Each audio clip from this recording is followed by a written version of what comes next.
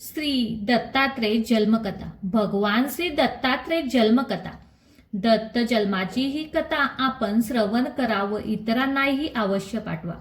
विश्व कल्याणासाठी वीणा खांद्यावरती घेऊन भगवान गुण संकीर्ण करत देववर्षा नारद महामुनी हे आत्री ऋषींच्या आश्रमात आले. देववर्षी नारद हे ब्रह्मदेवांचे पुत्र, अत्री मुनींचे थोरले बंधू, अनुसयाचे दीर आणि भगवान श्री दत्तात्रेयांचे चुलते होते. लोक कल्याणासाठी ते नेहमी पर्यटन करत असत. आत्री मुनी आणि अनुसया माता नारदांचे हार्दिक स्वागत केले. त्यांच्या स्वागताचा स्वीकार करून नारदांनी स्वारी पुढे ब्रह्मदेवाकडे गेली. सावित्रीसह ब्रह्मदेव आपल्या स्वसदनात विराजमान होते. त्यावेळी नारदाने तिथे माता अनुसयाच्या गुणाचे वर्णन केले. दत्त जन्माची ही कथा मराठी बोधप्रिय आहे. अनुसया, ईर्ष्या, द्वेष आणि मत्सर हे विकार एकमेकांना पोषक असतात आणि ते देवांच्या सुद्धा कसा घात करू शकतात याची शिकवण आपल्याला यातून भेटते आहे. अत्यंत सावधपणे आपण यापासून दूर राहायला हवे याचे आपले हित आहे. चला, नारदाच्या तोंडून अनुसयाचे गुण ऐकल्यानंतर खरं तर आनंद व्हायला पाहिजे, पण सावित्री मातेला मात्र आनंद न वाटता वैमनस्य वाटू लागली. ती संतापून म्हणाली, नारदा, अनुसयेच्या ठिकाणी असे कोणते गुण आहेत त्यामुळे तू एवढं तिच्या वेगळं बोलू लागला आहेस? नारद म्हणाले, माते, ती थोडक्यात फिरून पाहिले तर अनुसयेसारखी सर्व गुणसंपन्न स्त्री मला कोठेच भेटली नाही. तिचा पतिव्रता वर आणि तिच्या पतिव्रताने मला कोणीही दिसली नाही. स्वरूप सुंदर आणि लावण्यातही सर्वांना अगळीच आहे. तिथे गेल्यावर सत्कार, आदरातिथ्य यामागे ती नेहमी तत्पर असते. पतीला आपले परमदैवत मानून ती पतीची सेवा करते आणि गृहकृत्यात दक्ष राहून सर्वांची मने सांभाळते. थोडक्यात सांगायचे म्हटले तर तिच्यासारखी तीच एक या जगामध्ये सर्व गुण संपन्न आहे. नारदाचे हे भाषण ऐकून सावित्री अधिकच शुद्ध झाली. स्वाभाविक आहे, एका स्त्री पुढे दुसऱ्या स्त्रीचे वर्णन करणे तिला रुचले नाही. तिला वाटले, मी सर्व स्त्रियांमध्ये सर्व गुण श्रेष्ठ आहे. सावित्रीची अशी स्थिती झाली. ती नारदांना म्हणाली, नारदा, यापुढे जर शब्दही बोलशील ना तर मी तुला शाप देईन. नारद म्हणाले, माते, अगोदर माझे बोलणे खोटे ठरवा आणि मग मला शाप द्या.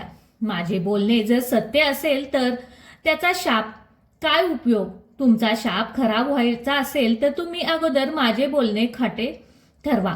असे म्हणून नारद कैलासात गेले. कैलास पर्वतावरती भगवान शिव पार्वतीसह आनंदात इकड तिकडच्या गप्पा मारत बसले होते. नारदाची स्वारी येताच दोघेही तिथे स्वागत केले. स्वागत झाल्यानंतर ते म्हणाले, नारदा, तुम्ही नेहमी सर्वत्र हिंडत फिरत असता. एखादी नवलाईची गोष्ट दृष्टीस पडली असेल तर सांगा बरं. नारद मुनीने पूर्वीप्रमाणे तिथेही अनुसयाच्या गुणाचे मुक्तकंठाने वर्णन केले. शंकरांना ते रुचले, पण पार्वतीला मात्र रुचले नाही. ती नारदावर रागवली, शाप देऊ लागली. इतक्यात नारद म्हणाले, माते, अगोदर माझे म्हणणे खोटे ठरव, मग तू मला शाप दे. माझे म्हणणे खरे ठरले तर तुझ्या शापाचा काय उपयोग? असे म्हणून नारद तेथून निघाले. ते विष्णू लोकात गेले. वैकुंठ नगरी असते. मृत्युमंत लक्ष्मी तिथे नांदत असल्यामुळे तिला वैभवाचे काय वर्णन कराल. नारदांची स्वारी नारायणचे गुणगान गातच लक्ष्मीनारायणच्या सानिध्यात येऊन पोचले. वैष्णव श्रेष्ठ असल्याने त्या नारद मुनीला पाहिल्याबरोबर वैष्णूंना मोठा आनंद झाला. भक्तांच्या हृदयामध्ये विष्णू आणि विष्णूंच्या हृदयामध्ये भक्त आणि मग तिथे त्या प्रेमात भलतेच कोणी वर्णन करू शकणार नाही. त्या प्रेमात सीमाच नाही. असे वर्णन करायलाही शब्द नाहीत. नारदाचे अच्युत स्वागत झाल्यानंतर तिथे तो विषय काढला. पती पारायण परमसिद्धी अनुसया हिच्या अंगी असलेल्या श्रेष्ठ गुण श्रवण करून विष्णूंना मोठा आनंद वाटला. पण लक्ष्मीचे चित्त विष्णू झालेल्या स्वभावच होता. स्त्रियांचं दुसऱ्या स्त्रीचे वर्णन केल्याने त्यांना कधीच खपणार नाही. लक्ष्मीचे तेच झाले. तिला राग आला आणि अनुसयाबद्दल तिच्या मनामध्ये अनुसया निर्माण झाली. नारदाला तो शाप देणार. एवढ्यात नारद म्हणाले, आधी माझे म्हणणे खोटे आहे हे सिद्ध करा आणि मगच मला शाप द्या, नाही तर तुम्ही दिलेला शाप व्यर्थच ठरले. नारद निघून गेल्यानंतर ही वार्ता लक्ष्मीने पार्वतीकडे कळवली. पार्वतीने ही सावित्रीकडे कळवली. नारदाने केलेल्या अनुसयाच्या गुण गौरव आपल्या कमीपणा येतो आहे अशी त्यांची सर्वांची कल्पना झाली आणि त्या तिघीही अनुसया वाटू लागली. अनुसया ईर्ष्या, मत्सर आणि अहंकार खरं तर या चांडाळ चौकटीत आहेत आणि त्यातील अहंकार हा सर्वजनक अहंकार हाच मानवाचा मोठा शत्रू आहे. देवाचेही ते शत्रू आहे, सर्वांचा तो शत्रू आहे आणि म्हणूनच इच्छिको लोकांनु अगोदर अहंकारा शिकावे. रमा, उमा आणि सावित्रीचा अहंकार बळावला होता. ईर्ष्या इत्यादी विकाराने त्यांच्या पायी बळावले होते. ज्याला ईश्वर पाहिजे असेल त्यांना सर्व यापासून पूर्णपणे अलिप्त राहिले पाहिजे आणि हे सर्व शिकण्यासाठी परमेश्वर दत्तात्रयांच्या रूपाचा अवतार घेण्यापूर्वी दत्त जन्माच्या या कथेचा प्रसंग आवर्जून ब्रह्मा, विष्णू, महेश या फटफजिती उडवली. सावित्री, रमा आणि उमा यांचा अहंकार समूळ नष्ट आणि अनुसया ईर्ष्या, मत्सर आणि द्वेष यांचा दुष्परिणाम दाखवून सर्वांना या विकारापासून अलिप्त राहावे असा जणू काही आपल्या सर्वांना या संपूर्ण जगाला एक धडाच दिला आहे. अहंकार अहरी गेलेल्या तिन्ही देवता एकत्र जमल्या आणि मग अनुसयेच्या पांडाव करून नारदाला कसे खोटे ठरवता येईल याचा विचार त्या करू लागल्या. त्रिमूर्तीच्या तिन्ही ग्रहदेवता जणू काहीतरी शिखर परिषद भरवली. त्यांनी खूप विचार केला आणि विचारात त्याने ठरवले आपण आपल्या सदनामध्ये रुसून बसायचे. तिकडून चौकशी करण्याकरता येणे झाले म्हणजे आपण आपला हेतू त्यांना सांगावा. त्रिजगात अधिशस्त्री देवता आम्ही तिघी जणी, त्रिलोक्यामध्ये सर्वश्रेष्ठ असताना आमच्यापेक्षाही लोकांमध्ये अधिक गौरवली जाणारी ही अनुसया कोण आणि सत्व परीक्षा घेऊन तिचे सत्वहरण तुम्ही केले पाहिजे असे आपण त्यांना सांगू आणि आपली ही योजना सफल झालीच पाहिजे असा या तिघींनी एकत्र विचार केला आणि तिघी आपापल्या लोकी निघून गेल्या. ब्रह्मदेव आणि कार्य आपटून शिवून भागून रोडच्या प्रमाणे घरी आले. पण आज सावित्रीचा पत्ताच नव्हता. ब्रह्मदेव म्हणाले, मी घरी आल्याबरोबर मी तर हास्य करून समोर येणारी सावित्री आज काही दिसत नाही. चौकशी केली तेव्हा समजले बाईसाहेब रुसले आहेत. ब्रह्मदेव सावित्रीच्या जवळ गेली. अनुयायी मनधरणी करत ते म्हणाले, बाईसाहेब आज तुम्ही का रुसला आहात? काय झाले? कोठे बिघाडले? त्रिलोक्यातही कोणत्याही वस्तू तुम्हाला एका क्षणात मी आणून देईल. सावित्री ताबडतोब म्हणाली, मी एवढ्या समर्थांच्या मी पत्नी असताना त्या अनुसयाचे गुणगौरवाची गाथा आमच्या समक्ष तुमच्या पुढे गायली जावी आणि आम्ही त्यापेक्षा कनिष्ठ ठरणे आमच्यावरती पाळी यावी. आम्हाला याची लाज वाटते. त्या नारदांना म्हणणे खोटे ठरवलेच पाहिजे. जा, तुम्ही जा आणि त्याची सत्वपरीक्षा घ्या. हे सत्वहरण करा तरच मला संतोष वाटेल. सर्व स्त्रियांमध्ये सर्व गुणांना मी श्रेष्ठ ठरली पाहिजे. ब्रह्मदेव म्हणाले की एवढेच ना, मग यात काय मोठे अवघड आहे? जातो मी, आत्ता जातो आणि प्रयत्न करतो तो रुसवाट टाकून आनंदाने राहा. तिकडे कैलास वैकुंठात अशीच घटना घडली. ब्रह्मा, विष्णू आणि महेश हे तिघीही देव मोठ्या अडचणीत पडले. स्वत्वहरण करणे हे अत्यंत अवघड.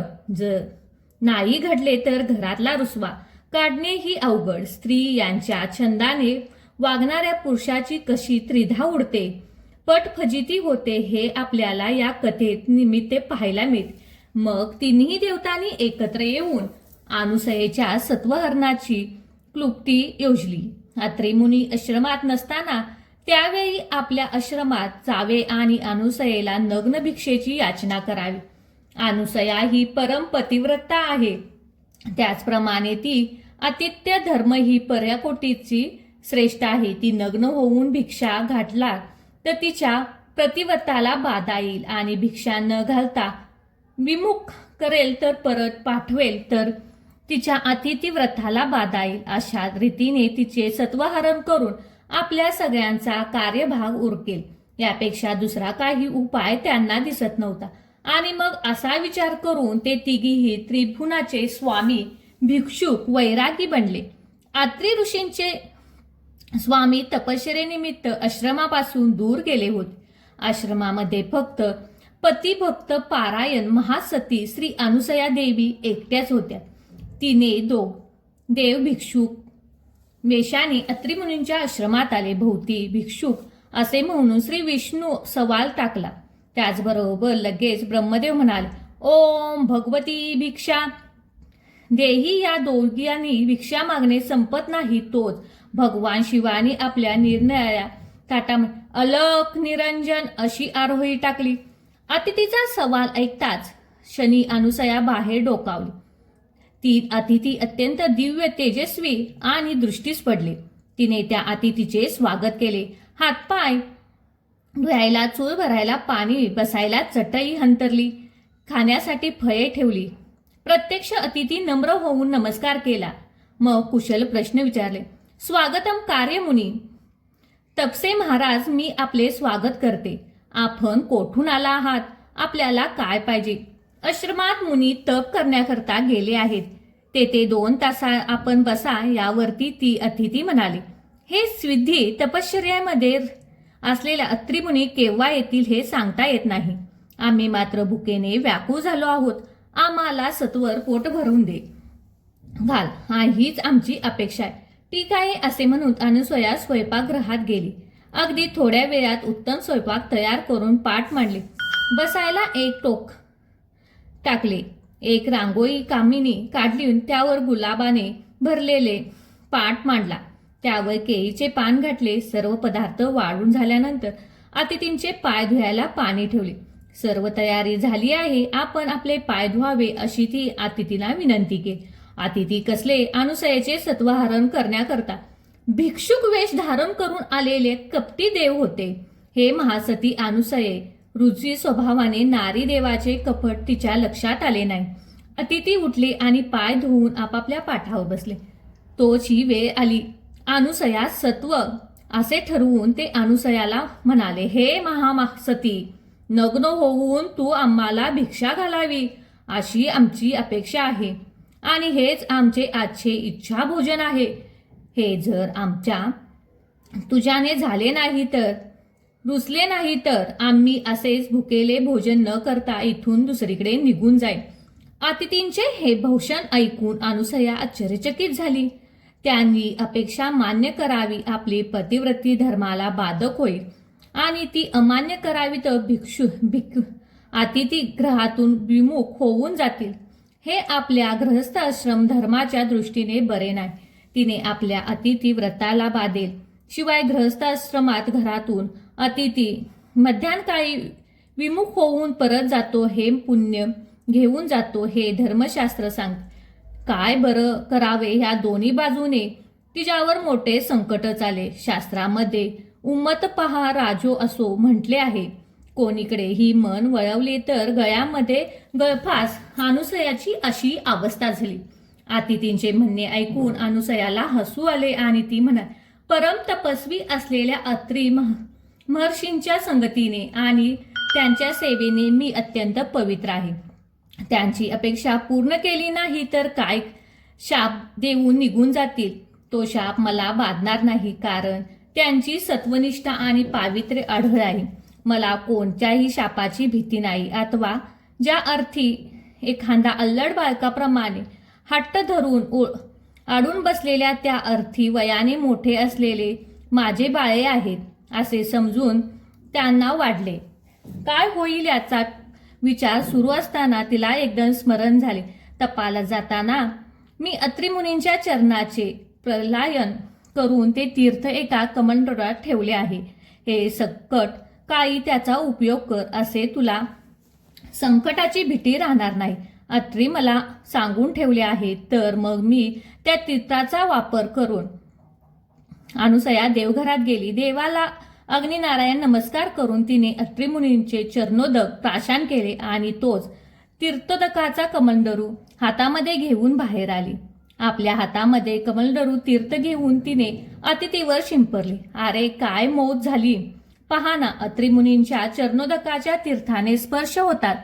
तिन्हीही अतिथी बाळ रूपात प्रकट झाले. तिन्ही बाळे जमिनीवर पडले. नुकते जन्मलेल्या आणि भुकेने व्याकुळ झालेल्या अभ्रकाप्रमाणे रडू लागले.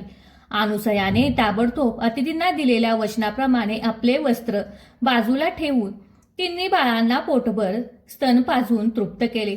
अनुसया त्या मुलांना लालन पालन आणि प्रत्यक्ष करत, पण तिच्या मनात समाधान नव्हते. तिला जाणीव होती की परकीय धन केव्हा तरी हातचे निघून जाईल. आणि शेवटी झाले तसेच तिकडे. उमा, रमा आणि सावित्री आपापल्या ठिकाणी बसून सारख्या मार्गाची प्रतीक्षा करत होत्या. आता तिथे मग येतील. अनुसयाचे सत्वहरण केल्याची बातमी आम्हाला सांगते. अनुसयाचा कमीपणा आणि आमचा मोठेपणा जगजाहीर होईल असा विचार करत त्या संचित अंतकरणाने बसल्या. परंतु कोणाचाही काहीच पत्ता लागेना. ब्रह्मदेव ना विचार, ना शंकर, ना विष्णू.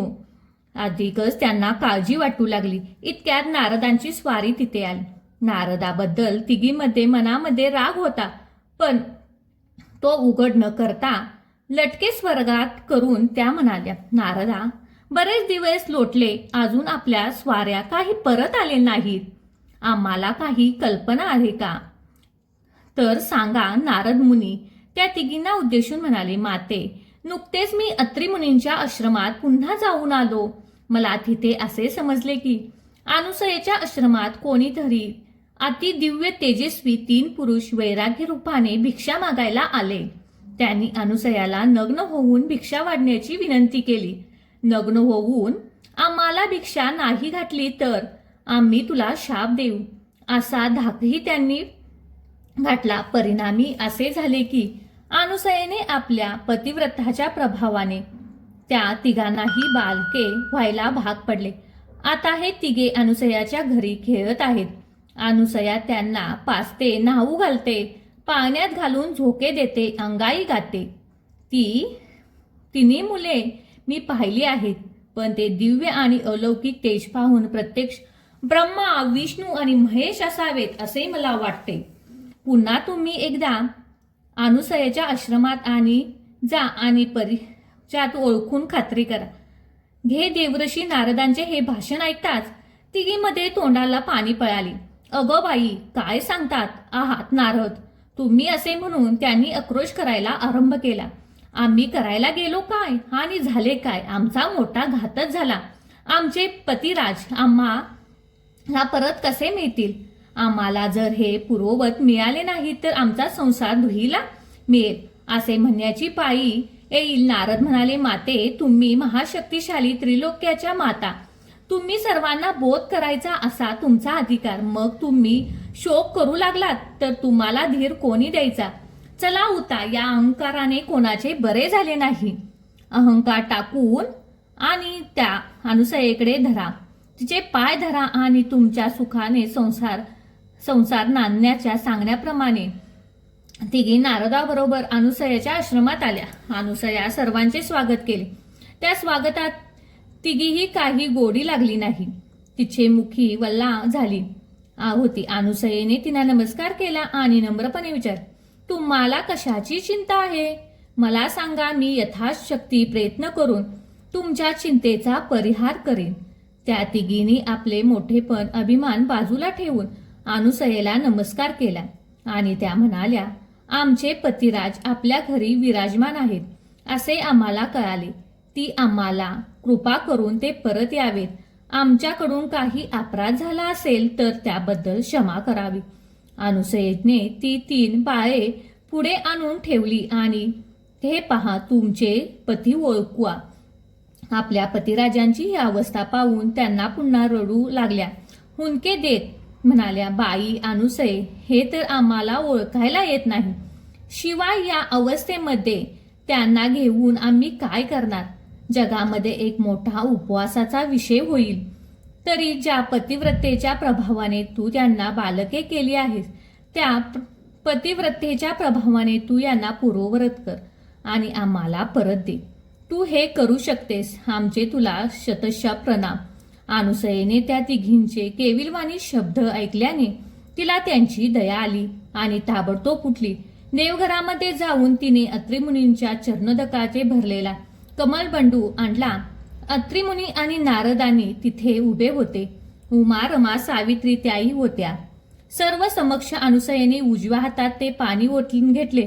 त्याच्या प्रभावाने पतिपावित्र्याला स्पर्श करून तिने संकल्प केला आणि तपाने पुनीत झालेल्या त्रिमूर्ती पादुका त्या तिन्ही बालकांच्या अंगावर पाणी शिंपडले आणि पाहता पाहता तिन्ही बालके भिक्षुक रूपामध्ये प्रकट न होता आपल्या ब्रह्मा, विष्णू आणि महेश रूपामध्ये प्रकट झाली.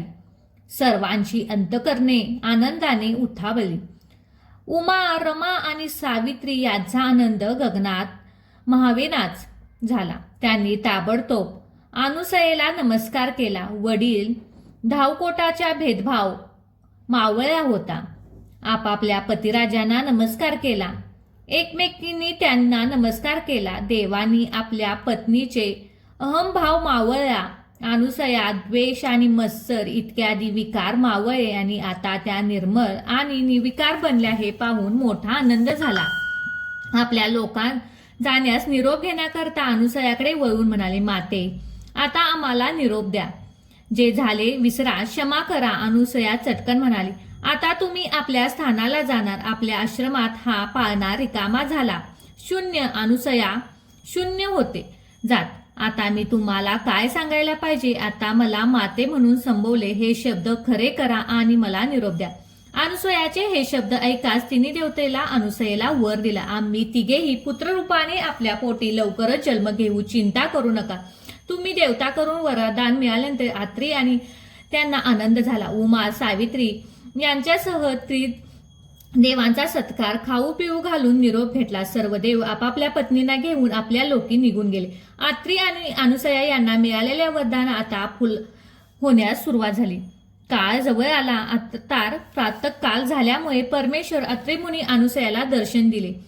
स्वामी त्रिमूर्ती होते. त्रिगुणात्मक त्रिमूर्तीचे हे मंगलमय ध्यान पुढे प्रकट झाल्याबरोबर अत्रींना मोठा आनंद झाला. देवा, हे तुमचे आनंदमय आणि मंगलमय असे कोमल रूप गोजिरे ध्यान नेहमीच आमच्या डोळ्यापुढे असून दे. तथास्तु असे म्हणू लागले. अनुसया पुढे झाले, देवी, मला विसरता तुम्ही उदरी पुत्र रूपाने अंतकरणाला दिलेले वचन केव्हा पूर्ण कराल. देव म्हणाले, आता आम्ही तिघेही तुम्हाला अंतर समर्पक केले आहे तेव्हा स्वतः देऊन टाकले आहे. आम्ही दत्त झालो म्हणून दत्त या नावाने तुम्ही या जगामध्ये प्रसिद्धी येऊ असे म्हणून त्रिमूर्ती तेथून अंतर्भाव पावले. पाहता पाहता जे अंत्रिमुनींच्या देहात सामावले आणि तेजाने तेजवळ बीज अत्रिमुनींच्या अनुसयाच्या उदरी ठेवले. अत्रिमुनी अनुसयासह माहूरगडाला पुन्हा परत आले. अनुसया उदरी विसरलेले ते शुक्ल पक्षातील चंद्राच्या कलेप्रमाणे दिवसेंदिवस द्वगीत होऊ लागले. सृष्टी नियमाने आता अनुसया अधिक तेजस्वी दिसू लागली. विश्वांभराच्या भरतीने आता विश्वाच्या कल्यांसाठी आपल्या उदरामध्ये धारण केलेला हा सच्चिदानंदाचा प्रकाश मुखावरती झळकत होता. मंदावली होती. स्फूर्ती विद्युत शक्तीप्रमाणे गतिशील होती. आता डोहाळे होऊ लागले. अत्रिमुनी अनुसयाला डोहाळे विचारताच ती म्हणाली, अंगाला भस्म लावावे, अद्भुत बनावे, जगाला समुद्देशन सुखी करावे. हे उत्तर ऐकता अत्रीने जाणवले तो अवतार डोहाळे थाटामाटात साजरे झाले. ऋषीची पत्नी अनुसया जीवन अहम पार पडले. चांदणी भोजन, झोपाळ्यावरचे भोजन, बागेत फराळ, वनभोजन, फुलांचे अलंकार, पाने, तोरण, लाडू, जिलेबी, करंजा, पापड, लोणची, चटण्या, बासुंदी अशा प्रकार जे जे पदार्थ शक्य झाले ते अनुसयाला देऊन सर्वांनी तिचे मोठे कोड कौतुक केले. आणि शेवटी ती पावन परभ्रमी समीप झाली. माहूरच्या पावन क्षेत्रामध्ये सद्गुरू योगेश्वर भगवान श्री दत्तात्रयांचा जन्म अनुसयाच्या उदरी झाला. तो महिमा मार्गशीर्ष होता. दिवस पौर्णिमेचा होता. बुधवार. पश्चिमेकडे भगवान सूर्यनारायण अस्ताला चालले असता दुसरीकडे पूर्व दिशेला क्षितिजा पूर्ण चंद्राचे बिंब उदयास येतात. दोन्ही दिशा आकाशामध्ये जणू काही देवांची गुलालाची उधळण केली. प्रदोषकाळी म्हणजे सायंकाळच्या वेळी अशा समूर्तावर अज्ञान अंतकरणाने अज्ञान तिमिराचा निराश करण्याकरता प्रत्यक्ष प्रभोत चंद्र स्वरूपाने महायोगी श्री दत्तात्रय अवतारले. अद्भुत चिंतन श्री गुरुदेव दत्त. दिशा प्रसन्न दिसू लागल्या. सज्जनानु मने प्रसन्न झाली. मने कुजबजली. देव आनंदले. मानव भक्त आनंदले. अत्रि आणि अनुसयांचा आनंद तर गगनातच मावेना असा झाला होता. आश्रमात आनंद ओसाडून वाहत होता. अत्रि मुनी आले तर ऋषींनी आपले ब्राह्मण झाले. हळदी कुंकू, सौभाग्यवाने, साखर, सुपाऱ्या, लुगडी, ब्राह्मणांना आशीर्वाद, मंत्राचा जयघोष, जातकर्म संस्कार, दक्षिणा, वस्त्रे, सत्कार सगळी एकच गर्दी उसळली. नवाज चालू लागल्या, वाद्य मंगल वाजू लागली, देवा आणि पुष्पवर्षी आणि गंधर्व गाऊ लागले, अप्सरा नृत्य करू लागल्या. आनंदाने वर्णन होतात श्रुती आनंद कर. तो अवधूत चिंतन श्री गुरुदेव दत्त. चिंतन श्री गुरुदेव दत्त. दत्त हे शब्दशः बरोबर भगवान श्री दत्तात्रयांची जन्मकथा या ठिकाणी समाप्त होत आहे. कथा जास्तीत जास्त